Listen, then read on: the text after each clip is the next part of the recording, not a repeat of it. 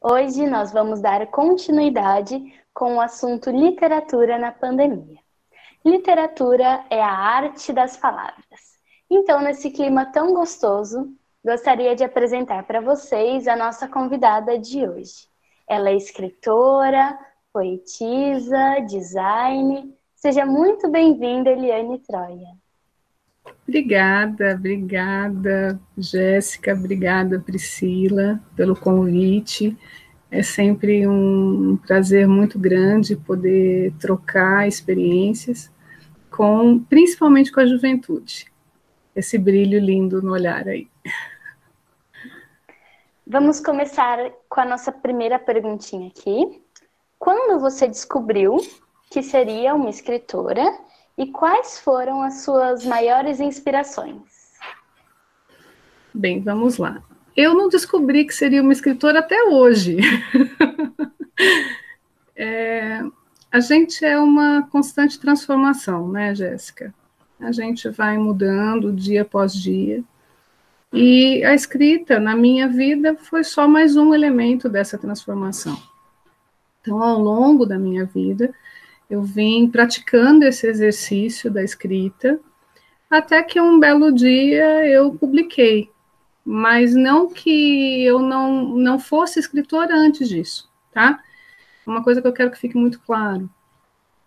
Porque muita gente quer escrever e escreve e só se entende enquanto escritor após a primeira publicação. E não é assim, né? Existe um espaço aí, vago, entre o cair da primeira palavra no papel ou no computador e o que o poeta, o escritor, já possa ter vivido. E esse espaço, ele não tem o menor controle, o menor domínio. Então, a gente vai aceitando essas transformações e vai lidando com elas no decorrer da vida. Agora, minha principal inspiração, eu nunca tive algo muito centrado, muito definido. Eu sempre fui muito inquieta, né? Eu sempre movi a minha vida por questionamentos, por inquietações.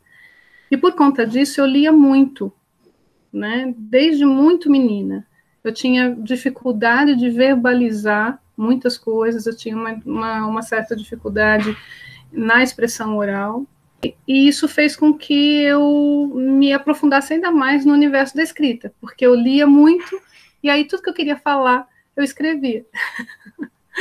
Então não tem algo muito centrado, só essa busca incessante e incansável do conhecimento. E tem algum assunto que você mais gosta de escrever ou alguma das suas obras que te defina? Então, assunto não. Tem um gênero, assim. Eu escrevo vários gêneros, mas eu sempre me dei melhor com a poesia do que com a prosa. Eu gosto muito da liberdade poética, né? Eu me sinto, digamos que, mais livre, né? Nesse aspecto. Se eu tenho alguma obra que me defina, não.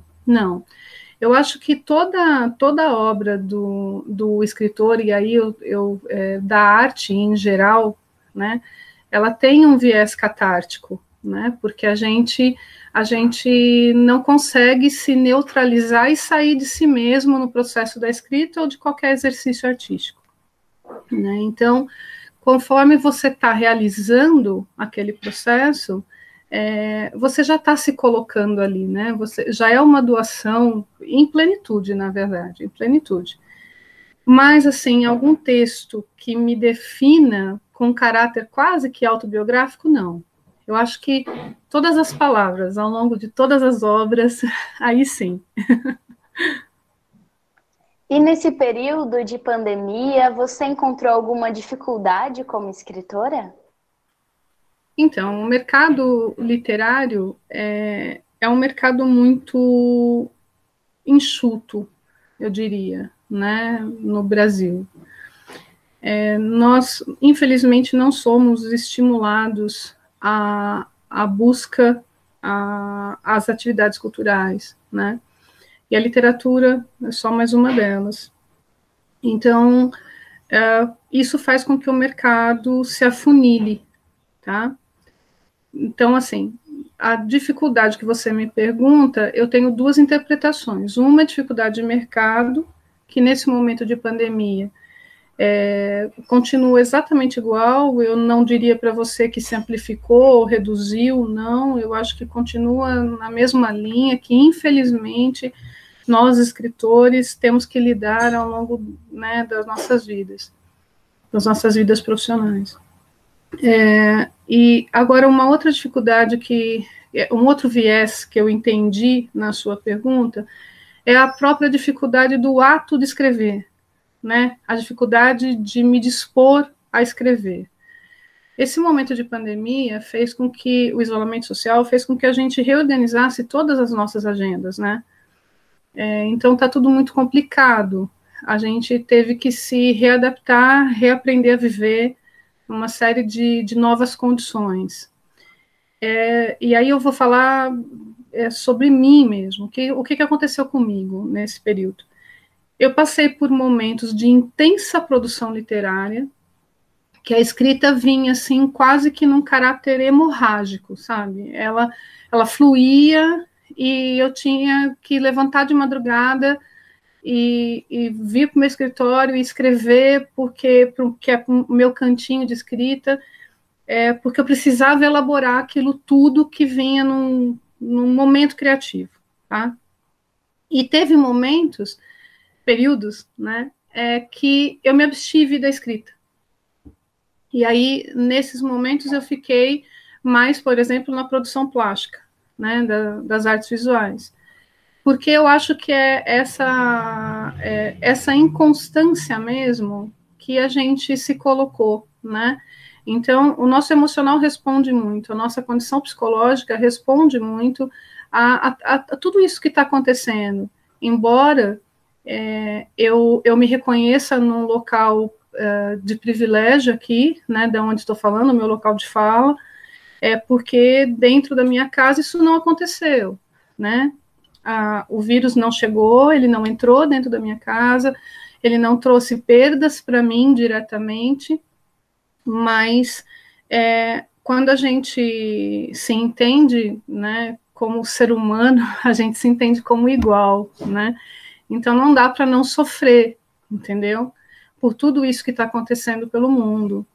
Então esses momentos me causaram muita dor e eu especificamente aí eu me abstive da escrita, porque a escrita ela é curativa, sim, mas como todo bom remédio, ela às vezes não tem um sabor muito bom, né? Assim, a gente escreve, libera todas as tensões, né? Purga todas as paixões aí nesse processo de escrita, mas ela é dolorida, né? E embora seja muito prazerosa. Então, comigo foi o que aconteceu de diferente nesse período de isolamento social. Você tem algum projeto futuro, algum livro, alguma coisa que você pretenda lançar futuramente? Sim, sempre. Eu sou uma mulher movida a projetos. Eu tenho sempre algum projeto sendo pensado, elaborado, sendo realizado, né? Nesse exato momento, eu estou trabalhando na escrita, né? Não só como autora, mas também como organizadora e curadora de uma antologia que vai ser lançada no dia 31 de outubro, num evento virtual, chama Antologia Somos Nós. É um grupo de estudos do qual eu faço parte, sobre estudos de gênero, tá? As assimetrias de gênero, né? Chama-se Observatório Feminino. E aí nós estamos lançando essa antologia e eu estou nessa ocupação agora, tá? E tem para o próximo ano, tem aí a expectativa de o lançamento de mais um livro, e eu só não sei ainda, porque eu eu tenho conteúdo tanto de poesia quanto de prosa. Eu estou pensando qual que eu vou lançar primeiro, se vou lançar separado, se vou fazer uma compilação. Eu não gosto muito, mas de repente pode ser que aconteça. Mas ele está aí também, está nascendo aí, está sendo gestado esse livro para o ano que vem. Se você pudesse falar alguma coisa ou dar alguma dica para os alunos que também almejam ser escritores, assim como você, seguir seus passos, e o que você diria para eles? E o que você falaria, como a literatura, essa questão da arte, da leitura, como tudo isso pode mudar o mundo? Tá. Você me fez uma pergunta que eu adoro responder. O que eu diria para esses jovens que aspiram a ser escritores? A gente tem um grande poeta, um pernambucano maravilhoso, autor de Morte e Vida Severina, a gente está falando de João Cabral de Melo Neto, que tem uma frase e uma fala dele que eu sou apaixonada. Ele diz assim: escrever é estar no extremo de si mesmo. Então, o que eu diria para esses jovens é assim: você está disposto a atingir seus extremos? Você está disposto a transitar por si mesmo? Você está disposto a se desnudar e se permitir ser permeável, porque é isso que um poeta é? Está? Então vá, faça, lute, passa por todas as dificuldades, vai doer sim. Eu não sou de esconder, eu não sou de, aí usando um termo muito próprio da tua idade, né, e, longe da minha, distante da minha, mas é muito fácil de ser compreendido. Eu não sou de passar pano para essa situação, né, então, mas tudo que a gente faz com amor, com verdade, a gente vai chorar, mas a gente vai lá na frente chorar de alegria, sabe? Porque sempre vai valer a pena. É a paixão que move, e é por ela que a gente tem que andar. Tá?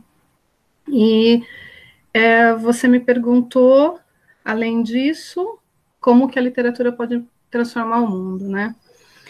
Eu acredito que a literatura pode transformar o mundo na medida que a gente tome consciência de um direito, que é um direito fundamental que nos é dado, está contemplado na Declaração Universal dos Direitos Humanos, no Código 19, que versa exatamente assim.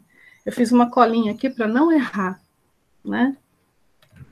Fala sobre a liberdade de pensamento. Diz assim: toda pessoa tem direito à liberdade de opinião e expressão.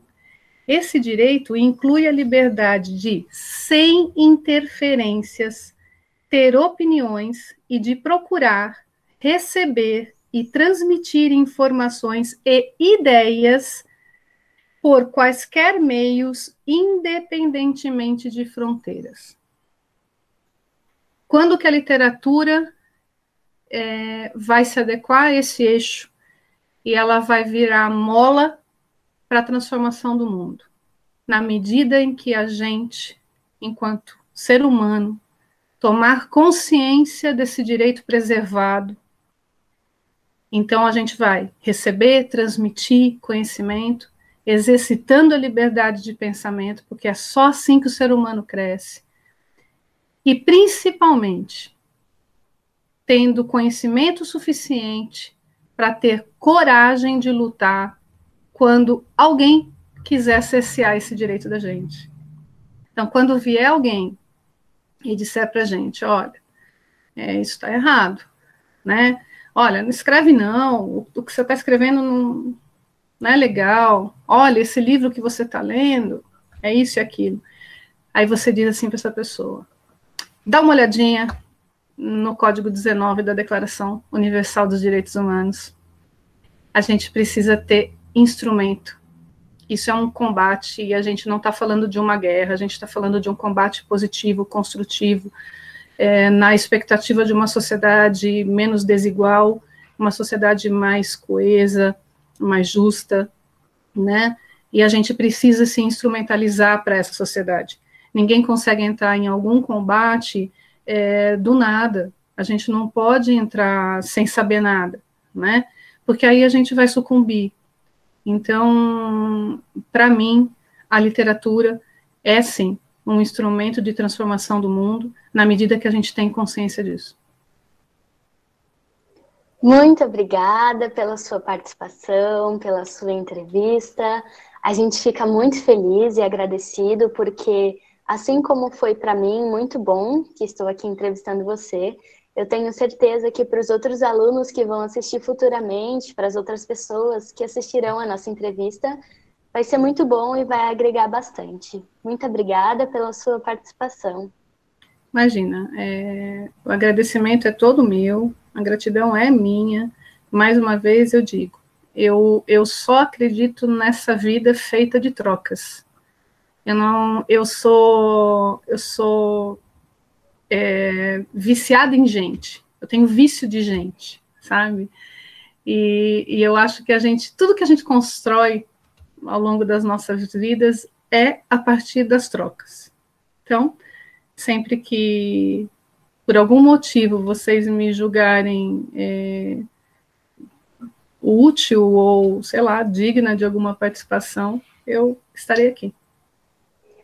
Muito obrigada a você, Eliane, pela sua belíssima entrevista, e a você que está nos assistindo.